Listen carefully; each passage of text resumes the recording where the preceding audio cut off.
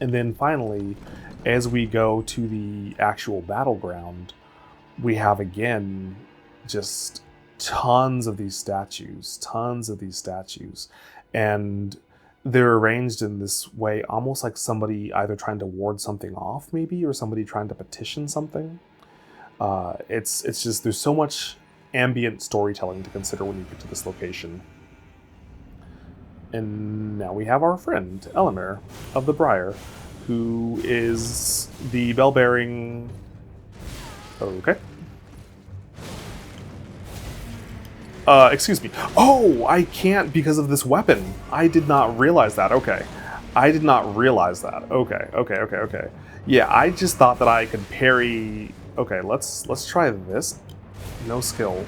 This isn't my parry shield. Oh my gosh, I've got to stop letting so long. So much time pass in between these episodes. I was like, why is she not parrying? Probably because I didn't even have a shield that had parry equipped. I was like, I knew that I'd done this one-handed before. Oh my gosh. Okay, if I whip this, I absolutely deserve it.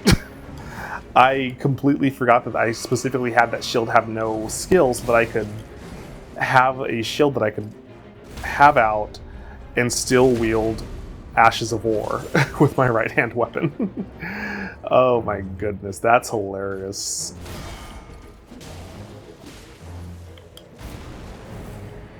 It would be really awesome if I could stop dropping frames.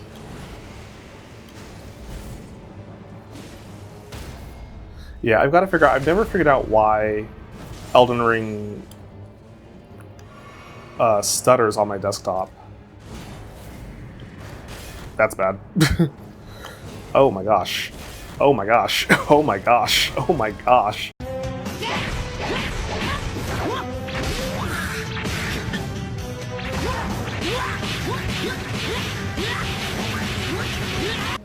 Hold everything.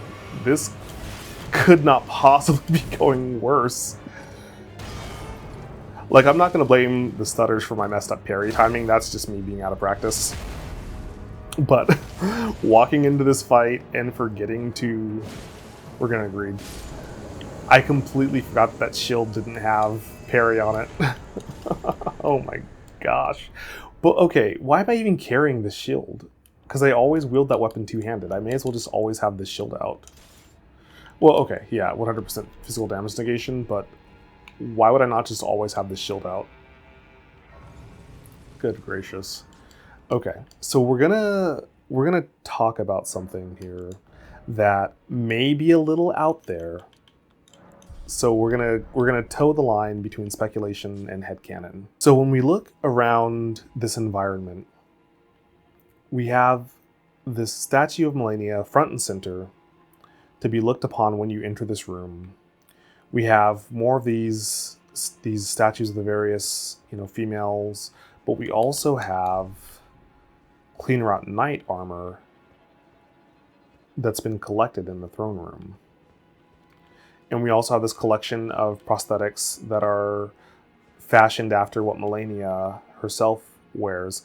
Except for we've got prosthetics for both arms, we've got prosthetics for the legs, right? So one thing that's worth wondering, and we have this banquet hall, so the guests are looking at Melania, and they're also looking at whoever sits at the head of the table, almost like they've gotten Melania's blessing, is the implication of this setup. And it's worth thinking about here. Is this implying that, not all of them, but some of them, is this implying that some of the Cleanrot Knights are from House Marais, however you pronounce it? I'm sure somebody will correct me. You like potato, and I like patata. You like tomato, and I like tomato. Potato, patata, tomato. Oh, let's call the whole thing off. Are some of the Cleanrot Knights from the House of Marais? I don't think we have anything in the lore to tell us that is or is not the case, but I do think it's interesting to consider the possibility. I didn't mark off this tunnel. Okay, so now that we've dealt with this, we're gonna go back over yonder. Let's go here. So we're gonna go back over here, and we're gonna go up to another boss encounter that I don't believe I've done yet. I haven't marked it off anyways. Yeah, so let me be clear. I don't have a lore call out that would confirm or deny that fact. It's just interesting to think that they have a collection.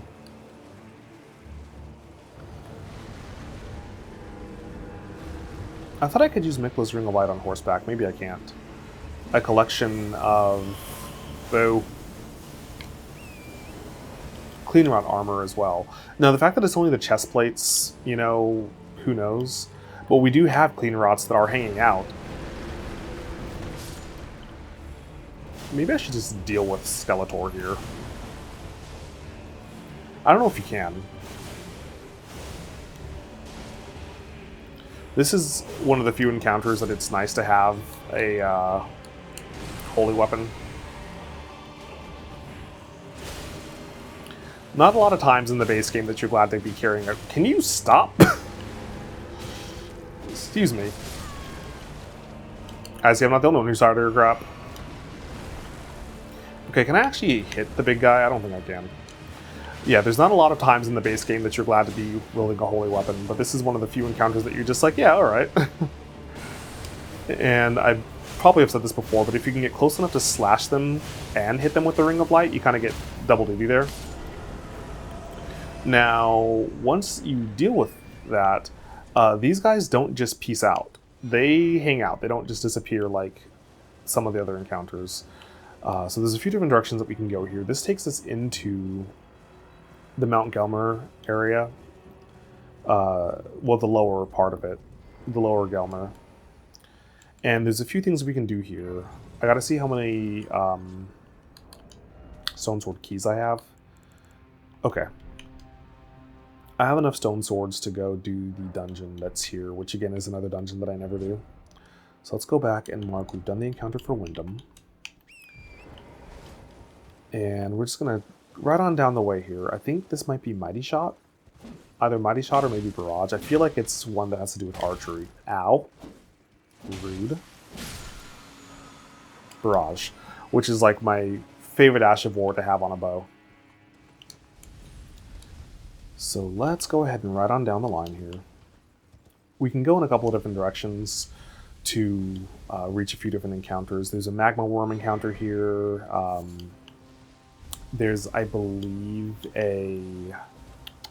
What's her name? One of the demi-human queens, I believe, is down this way. Or she's in the upper area. I always forget. But this is another dungeon that I probably haven't done in over 1,000 hours. Worth noting, there's a Mikla's Lily here. Why don't we go ahead and look at this description? I think I was going to before and I never did. And the fact that you have a smoldering butterfly with the Mikla's Lily is interesting. A delicate water lily of unalloyed gold that has started to fade and wilt.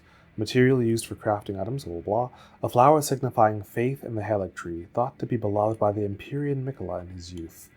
And then the smoldering butterfly doesn't really have a description that tells you much of anything. It's an eternally burning butterfly found near wildfires and elsewhere. But what we do know is that each one of America's children, or each one of the butterflies, is associated with one of America's children, or an aspect of America's children, right? We have a butterfly for St. Trina, we have a butterfly for Melania, the rot butterflies, and so for a while, the fan base had been speculating that the smoldering butterflies were Melena's, and there really, if we're being honest, there really was not good evidence for that. It was just that she was, you know, the only, we needed to give them to somebody.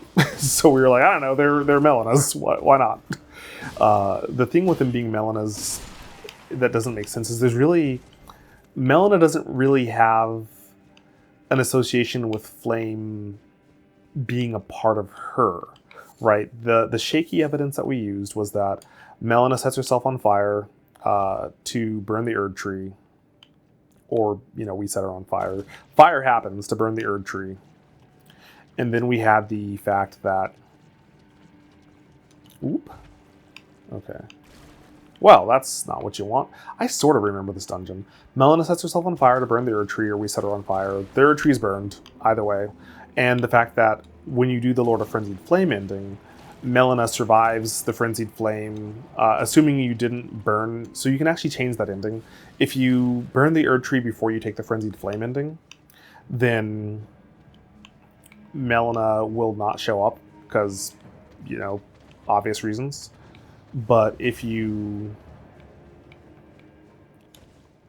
get the Frenzied Flame ending while Melina's still alive, you get this little bonus cutscene where she vows to give you exactly what you deserve. She vows to give you destined death.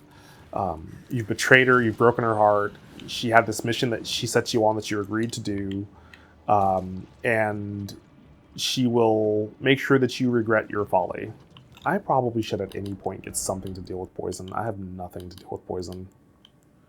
Can I craft anything to deal with being poisoned? Sure can't.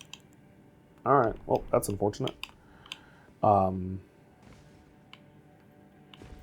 so those were the only two associations with flame that Melina really had, and we kind of just clung to those and just were like, again, we don't really know who this is supposed to represent, not realizing that we were never, you know, given what we needed to solve that puzzle, that the smoldering butterfly is meant to represent Mesmer, who we, you know, didn't know was a thing at the time. Alright, I don't know what this boss fight is, so I guess we'll find out. Is this the Miranda Omen boss? No, this is Kindred of Rot. Which I guess with all the poison makes sense.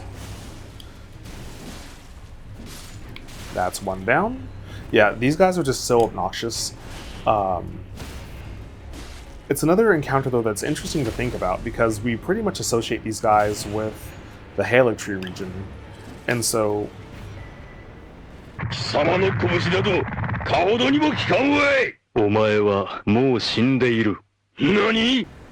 Okay. Kindred of Rot's Exaltation, that's handy if you have a Rot build. I believe it does like Kindred of Blood, or the Lord of Blood's Exaltation, where when you proc Rot, with Kindred of Blood, or the Lord of Blood's Exaltation, when you proc Rot, I'm sorry. With the Lord of Blood's Exaltation, if you proc Bleed, it makes you do additional damage. These guys falling from the sky have always been weird to me. It's raining men. Hallelujah. Like, why? And then with the Kindred of Rot's Exaltation, I believe if you proc Rot, you get a damage boost for a while as well. I'm just going to ride out the poison. There should be a Site of Grace before too much longer here. Yeah, right up there. So while we're riding, let's take a look at that description. Rot for the Scarlet Goddess, O scarlet blossoms, flourish in distant lands and return to us the unwanted children. So again, we have a lot of Millennia worship going on in Altus, which is just weird to think about. I don't know that I've ever really thought about, from a lore perspective, what it signifies, all this Millennia worship that's in this region. It's very odd to me. Because I don't really associate Millennia with this. Is there a boss in that castle? I don't think that... What is blowing fire at me? Oh, I don't think there's a boss in this castle. I don't know what's in this castle. I know there's a boss over here, so I'll come back to this area if there isn't a boss encounter. I don't think there is. But I've got a list of bosses in this region, so I'll come back if there is one. So this is also where we progress Alexander's questline, which is nice. It's funny, I hadn't really consciously thought about the fact that I, at a certain point, just stopped using, you know, spirit summons or doing anything to make my spirit summons viable. I hadn't really... That wasn't a conscious decision I made, I just stopped doing it. I think if I start wielding a spirit summon in the game, I'll probably do... probably Tish. I think she's... Post all the nerfs, I think Tish is one of the more useful spirit summons to have. Especially, like, I feel like in Shadow of the Erd Tree, I noticed it playing Shadow of the Erd Tree that your Mimic, I feel like, just spends a lot more time just standing around and not being helpful. Tree. Watch out for that tree! This is what I hate. This is the thing. Like, I feel like if there's any complaint about Elden Ring being unfair, that's a valid complaint. It's things like dropped inputs. It's things like boss arenas that have all the scrap that you can get stuck on. I wonder if it's worth... I was just thinking, I was like, you know, I've never done this fight horseback. I wonder if it's worth doing that. Let's try this fight on Torrent. Because I feel like there's a reason why I have an option to use Torrent. I mean, obviously it's a field boss, duh, right? But just in terms of, again, everything Miyazaki does, he does for a reason. And so I can't help but wonder if, like, Torrent makes this fight easier, and that's why Miyazaki's like, hey, by the way, if you want, you can be on horseback while you do this encounter. Certainly feels easier. For anybody wondering why I don't typically go in for, I don't know what they call it, a critical strike when I play Elden Ring, it's that honestly, like, a lot of the time, just the damage that you do just by continuing to attack. Wow, this is a lot easier on horseback. A lot of times the damage that you do just from continuing to attack the enemy, as opposed to going in for that critical strike, you just do a lot more damage. It's just so much more worth it to just do additional combos, I feel like, a lot of times. And then especially too, oh, Torrent. I don't think he's, oh, he is unalived, dead, whatever. Especially too, if you have a weapon that procs a status change like bleed. Okay, that's another one down. If you have a weapon that procs a status change, you know, you want to get the extra hits to be able to get closer to proccing that status change. Alexander should be hanging out here. Yep, cool, cool, cool. We're going to further his quest line because he has one of the best talismans, bar none. You alright there, Alexander? Ah, good lady. What business might you have in such a place as this? Bow or curtsy, but I can't. I hardly think you're here to temper yourself with flame, considering that fleshly form of yours.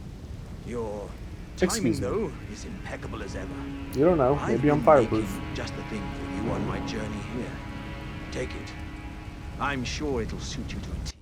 It's been a long time since I've actually listened to Alexander's dialogue, so I did not realize that he made the jar just for it's you. Hardly more than lukewarm here. I won't be able to temper my body such that it'll never crack again. Perhaps I'll head eastward. There's an old saying I've caught wind of. Above the lofty clouds, the icy giant's peak doth soar. Here lieth the flame of ruin, which ever burning roars. Yeah, it's been a long time. I think he just repeats himself. Yeah, it's been a long time since I've actually listened to his dialogue, so I didn't realize he made the jar helmet for you. Jar that fits cleanly over the head when upturned, made with pride by Iron Fist Alexander. And a uniquely jar-like gesture of friendship, it boosts the power of throwing pot items. I never knew that. I have never... It's been so long since I... Oh, okay. What did I hit? It's been so long since I actually listened to what Alexander's had to say. And I don't know that I've ever really looked at the description of that item. So we have another boss encounter here. And if we were doing Sorceress Selen's quest line, it would also take us to this location, if I'm not mistaken. Assuming this is the part of Mount Gelmir that I think it is.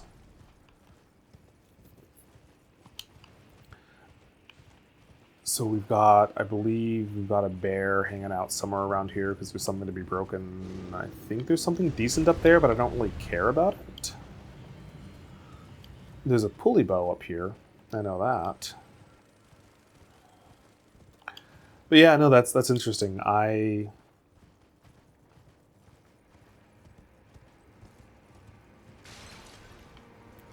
did not know that. Pulley crossbow. What does this have to say? Crossbow made with pulleys and power springs, the complex mechanism which required advanced mathematical and mechanical understanding to craft, was likely made by a certain genius who learned Golden Order fundamentalism. One touch fires a volley of bolts, be warned large swords of bolts can be quickly spent. Likely made by a certain genius who learned Golden Order fundamentalism. That is so fascinating.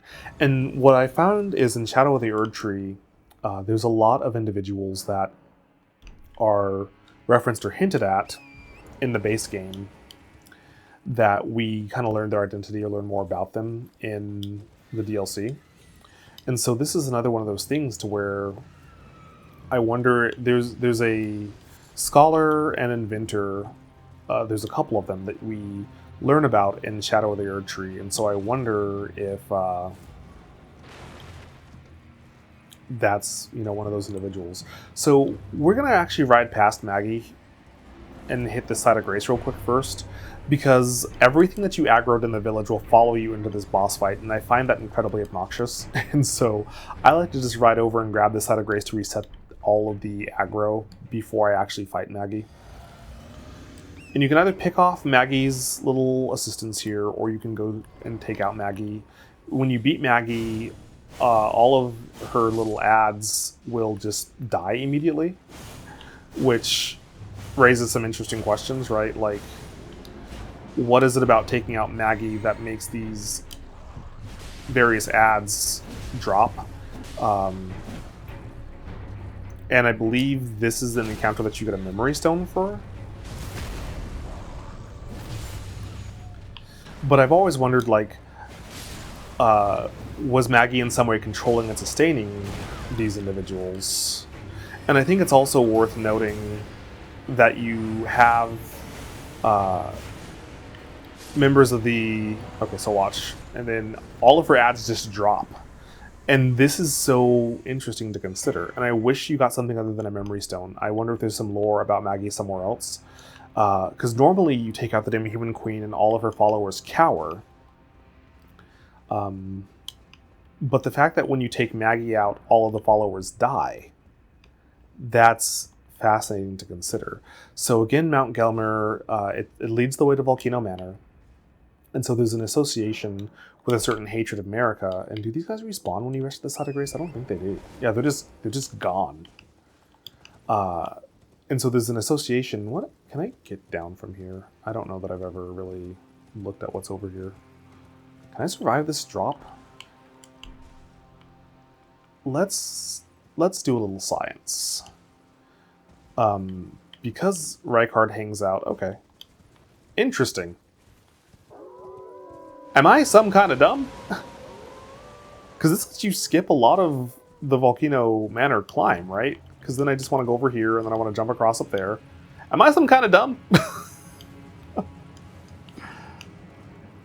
I never knew that I could get down from there and skip all that crap.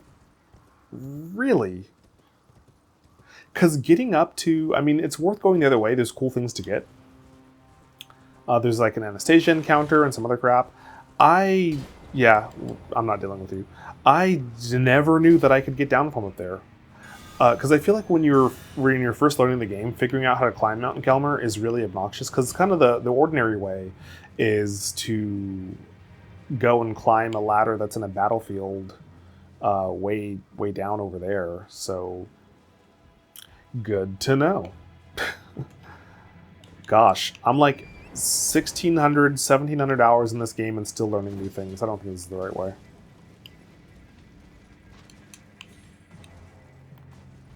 I am still learning. Now there's a tower. I don't know if that's a dungeon. That tower that I ran away from. So we'll pop back there and see. Maybe there's a boss encounter over there. I'll check that later. Interesting. I never realized. I think part of me keeping the Eclipse Shield on was that it just looks cool on your back, but I feel like this kind of tarnished, tattered, damaged shield kind of suits the imagery of my clean rot knight garb better. What are those? That's something else that I don't think I've ever really noticed are what attack me, because normally I just like blow through this area as quickly as possible.